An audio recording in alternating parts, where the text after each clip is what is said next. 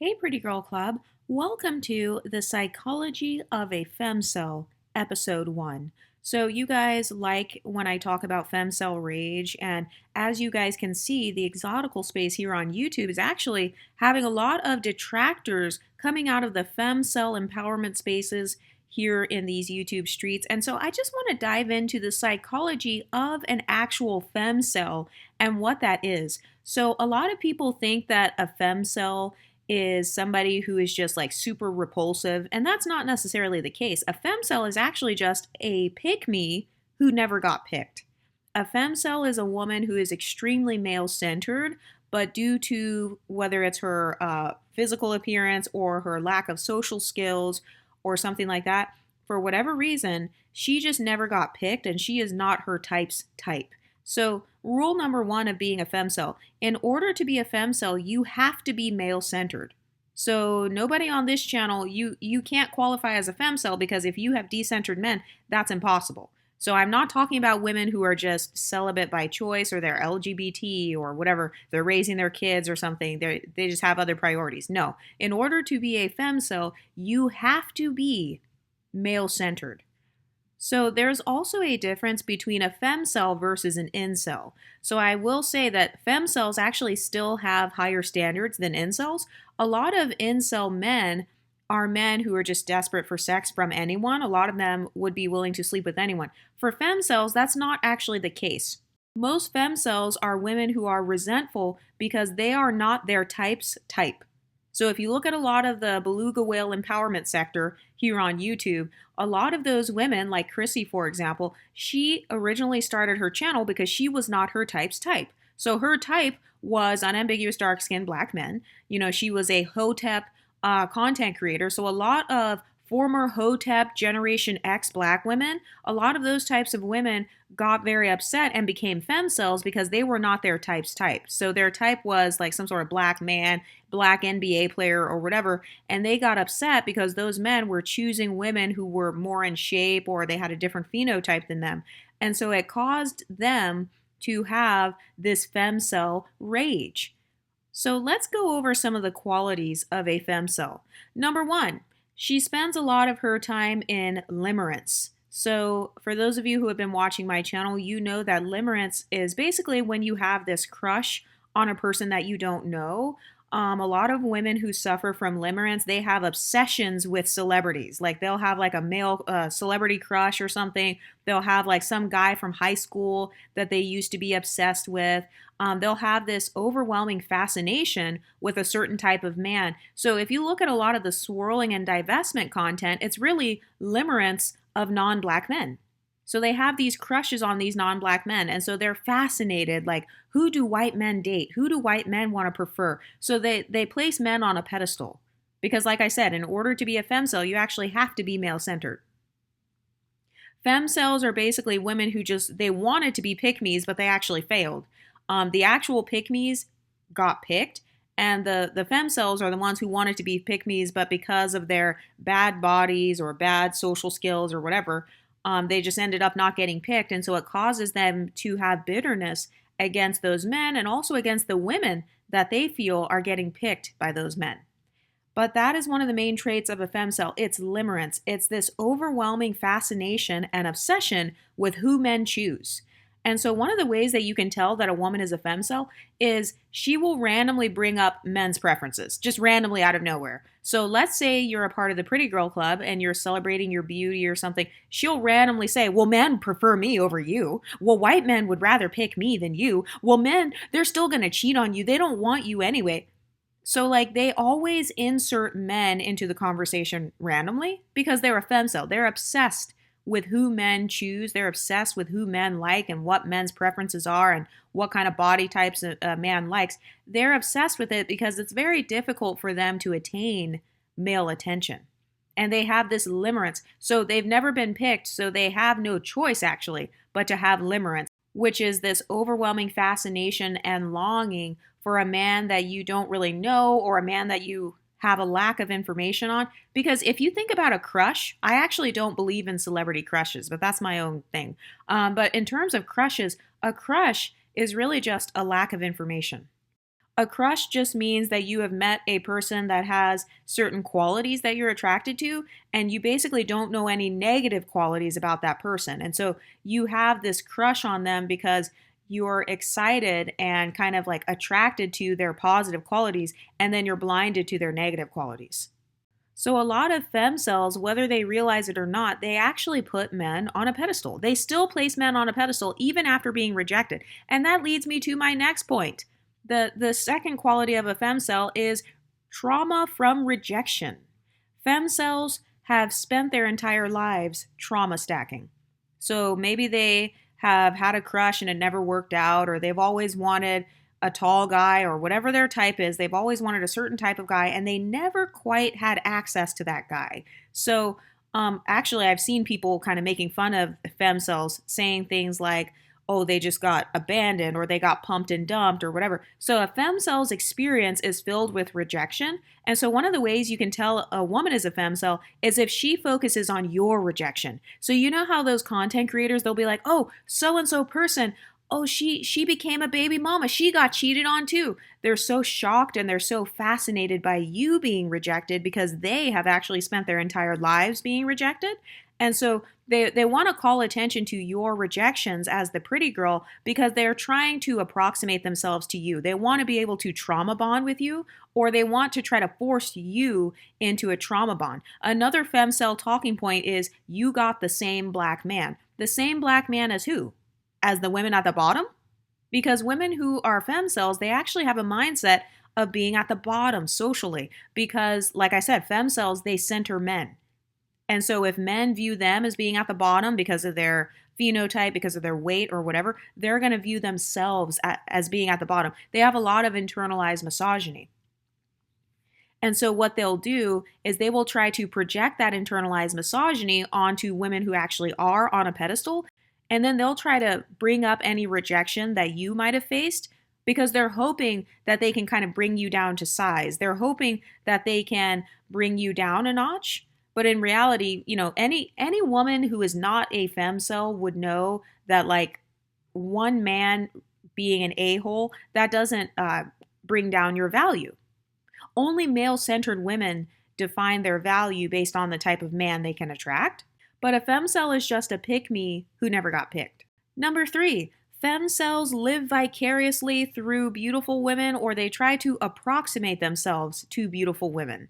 So you guys have seen this a lot, especially with the exotical space. They will see a gorgeous woman like Beyonce or somebody like that, and they'll be like, Beyonce just looks like everybody. Everybody looks like Beyonce. I look exactly like Beyonce. I look exactly like Rihanna. I look like Halle Berry. I look like this person. So they will try their hardest to approximate themselves to attractive women, or they will try to pull you into representing them. So this happens a lot in the exotical space. This actually happens a lot with, unfortunately, with unambiguous dark-skinned black women and like mixed women or kind of light-skinned women, or the Ethiopian women with keen features, when you know damn well that in Africa, every single woman does not look like Iman or like some Ethiopian supermodel. So what femcells will do is obviously they don't want to be seen. They don't want you to see what they look like. They're ashamed of how they look. And so what they'll do is they'll hide behind the image of another woman who looks better than them. So as the pretty girl, you know this because a lot of us have had femcells in our families. A lot of us have had femcells at our job. One of the nicknames that I give them is Basic Betties, and I'm talking about the non-black femcells, like the white femcells and stuff. So a lot of times women, they will try to either hide behind your image, or they will try to put you down like, oh, you're not that pretty because you don't look that far off from how I look. But we know that society notices these small nuances. Real life is nuanced, okay? Real life does not exist in black and white. So it's not like, oh, well, you're still monoracial, so you're going to be treated the exact same. No, you're actually not. If you benefit from isms, you're going to have a nuance in your experience that other women will not have. And that's a fact because life is filled with nuance. Life does not actually exist on a black and white hierarchy. And so a lot of femcells, they struggle so much with hierarchy thinking because they have been taught by society that they are at the bottom. So if you believe in like manifestation, or if you believe that your life kind of reflects back to you what you are, For femcells, these are women with inferiority complexes. Their life has shown them that they're not pretty, or that they're never chosen, or that they're always picked last. Remember those women that would come on YouTube? They'd be like, "Oh, black women are the last ones to get married." They're saying that that's more of a femcell type of perspective. Because if you're a supermodel type of black woman, first of all, you either don't care about getting married because maybe you have a career or something else going for you, or you just have no problem in that area because you're pretty privileged. But in the eyes of a femcell, her whole life is surrounded with like rejection. And so she literally sees everything. She has on these rejection glasses. You know how they say, "Oh, you have on rose-colored glasses?" To a femcell, she has these glasses on that have been filtered with rejection. And so the only thing that she sees in her reality is social rejection, beauty rejection. Like when she goes into the beauty salon, she actually feels insecure about her hair, or she feels insecure about her skin. When she goes to Sephora, she actually feels insecure when she tries out for certain opportunities, or when she goes on a dating app or whatever. So femcells, they have this thing where they have to hide behind everything. So femcells, they have this mindset of trying to hide behind prettier women, or they hide behind filters. They hide behind avatars on the internet. They hide behind usernames. They hide behind their keyboards. They hide behind their phone screens. They hide behind their sisters or their mixed race counterparts or their lighter skin counterparts. They hide behind supermodels, and they'll try to either approximate themselves to you, like they want to ride your coattails. They want to be a tether.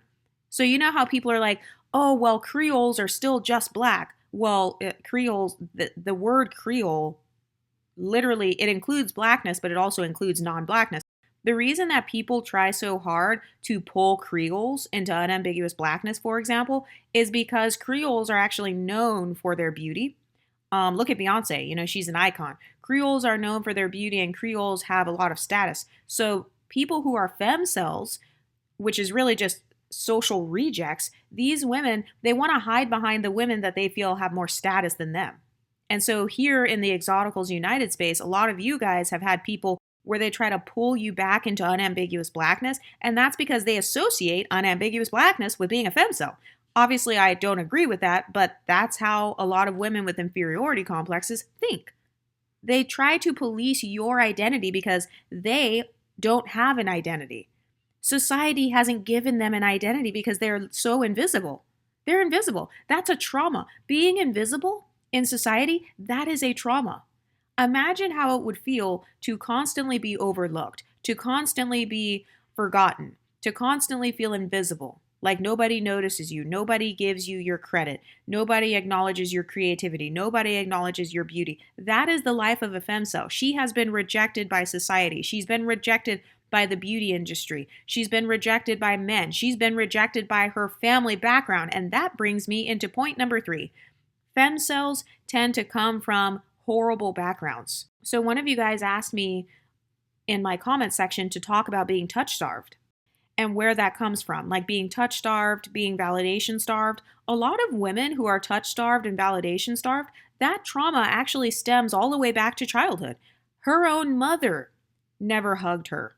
Her own mother and father never kissed her or gave her a high five or did her hair for her or even taught her how to do her hair because they didn't value her hair. They didn't value her hair enough to teach her how to do it as a child.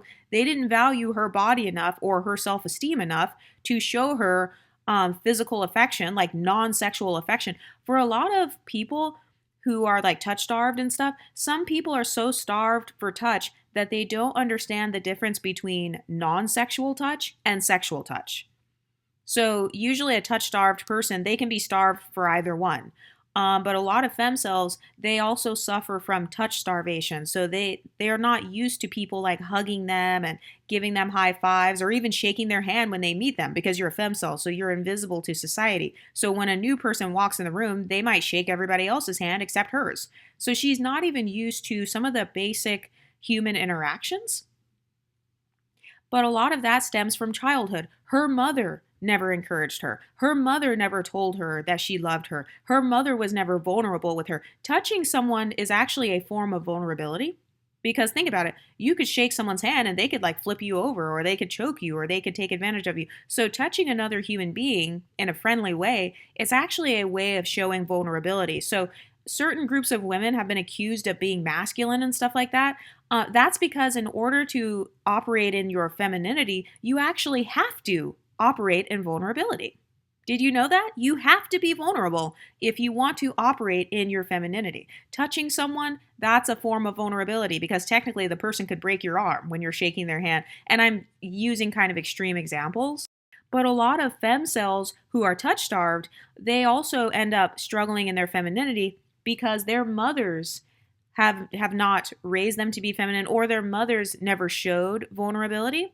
So there are actually hundreds of different ways that you can show vulnerability. Touch is one of those ways. Hugging someone, opening your arms so somebody can give you a hug, high-fiving your friend or high-fiving your crush in high school, just basic social interactions like that. That's a form of vulnerability because you could technically be rejected. So a lot of femcels, they have a deep-seated fear of rejection because they've already been rejected since childhood. They've been rejected by their mothers, they've been rejected by their fathers, they've been rejected by their crushes or by the black community, the white community, whatever. They have all of these traumas on top of traumas on top of traumas. Colorism, texturism, featureism, racism, misogynoir, fat phobia, xenophobia. They've got all these different traumas stacked into one.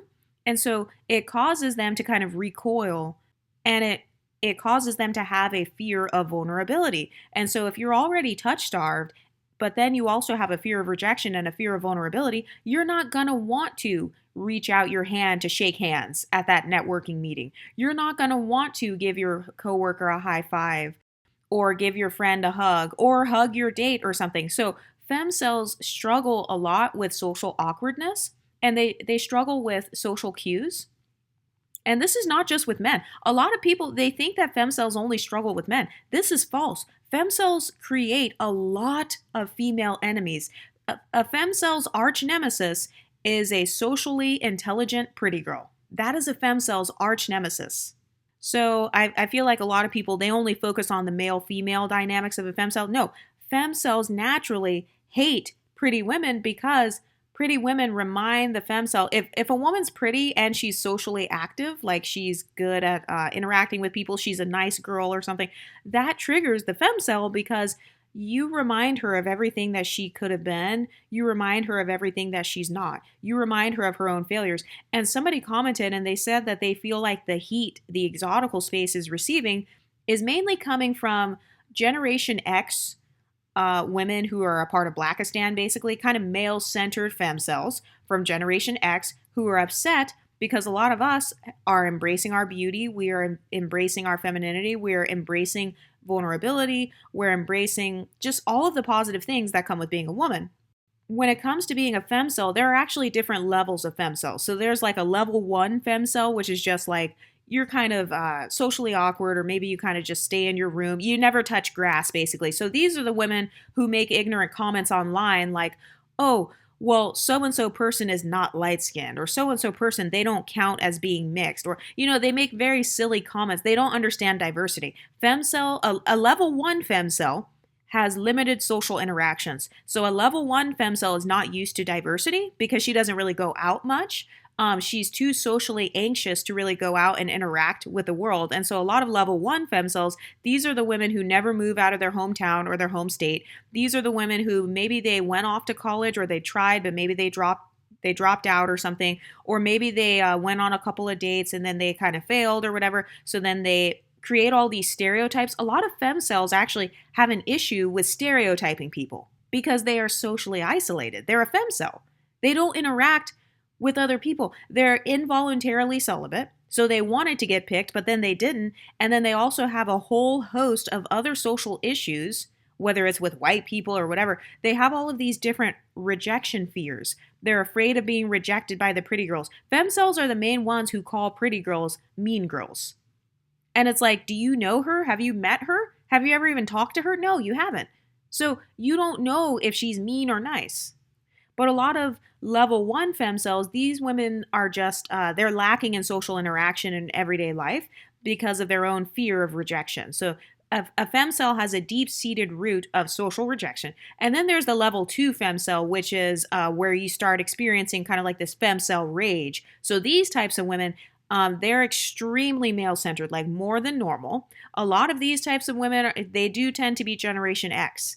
I haven't really seen quite as many millennial femcels that are on this level of femcel rage, but a lot of the Generation X women that you see like coming for the pretty girl club and stuff, a lot of those women have been raised by these hotep mothers, these black male-centered mothers. And so those women, they went out into the world thinking that they will get this romantic fairy tale of their dreams, and they've been deeply rejected by a whole host of men. So this could be women who maybe they were a hoe back in the day or something, and they were trying to get married or something, and then maybe they got rejected. A lot of femcels are not women who are trying to be hoes, I've noticed.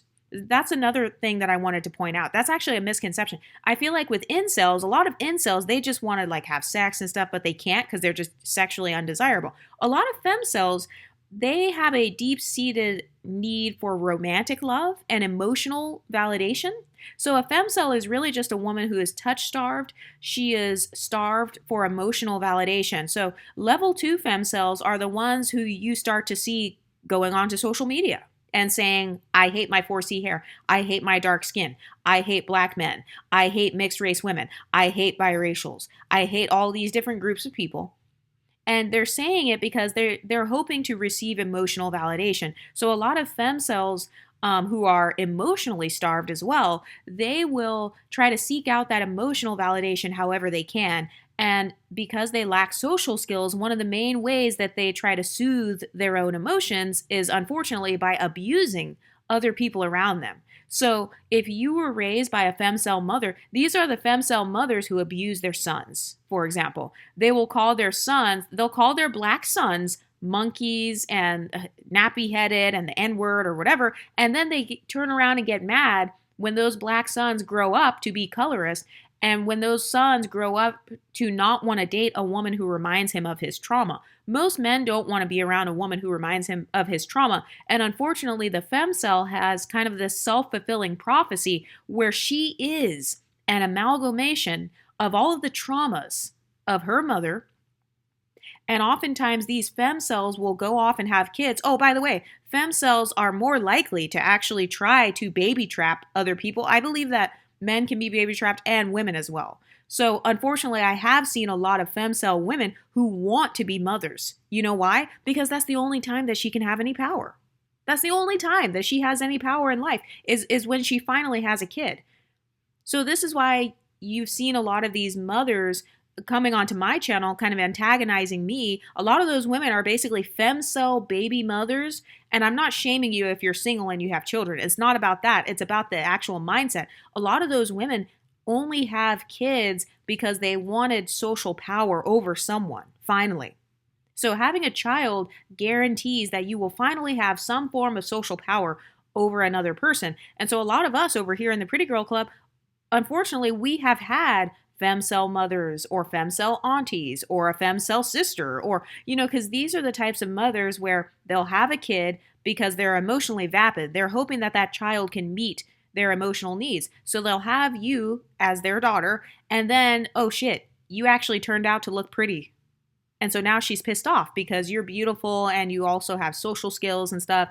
And as soon as you start getting old enough to make your own decisions and have an identity that is different than hers, suddenly she becomes extremely threatened. And if she sees you getting any male attention from those little boys at school, you are going to trigger that same social rejection that she used to feel. Because I've heard women online talk about this. I've heard femcel women who go out of their way to birth these beautiful, like, mixed race daughters and stuff. They'll go out of their way to birth these daughters, and then they'll come online and complain and say, oh, well, my whole family, they were complimenting my daughter, Sarah. Nobody used to compliment me like that when I was a kid. Okay, so that's that social rejection trauma coming through.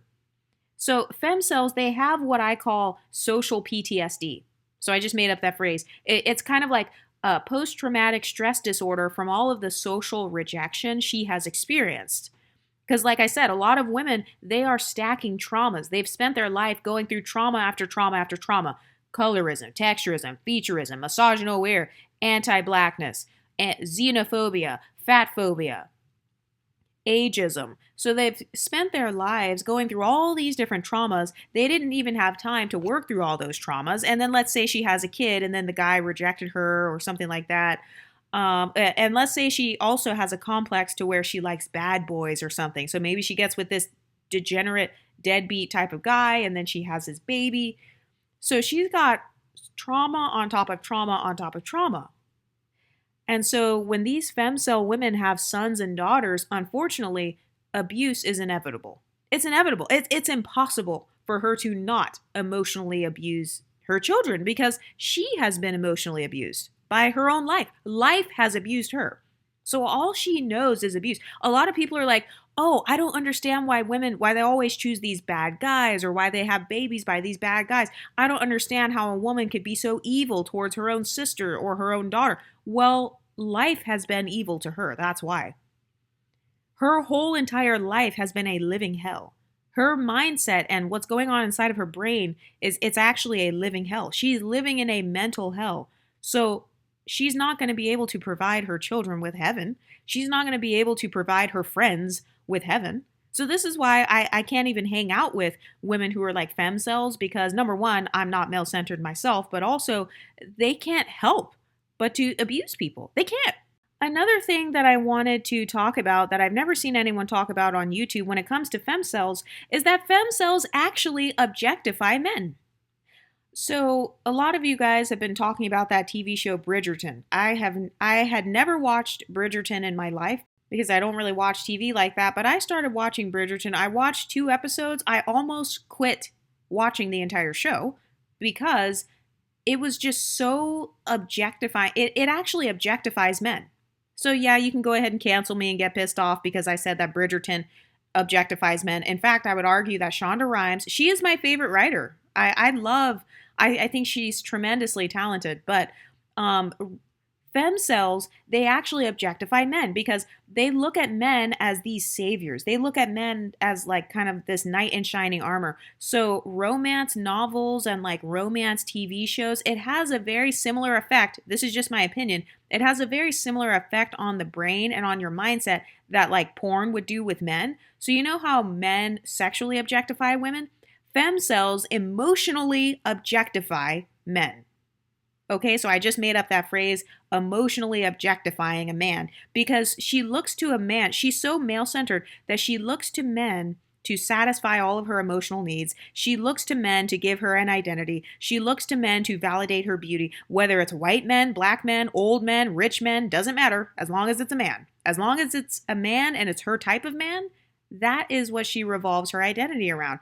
And so all of these TV shows and stuff, people are so smart that they've actually created multi-billion-dollar industries to cater to the femcel mindset.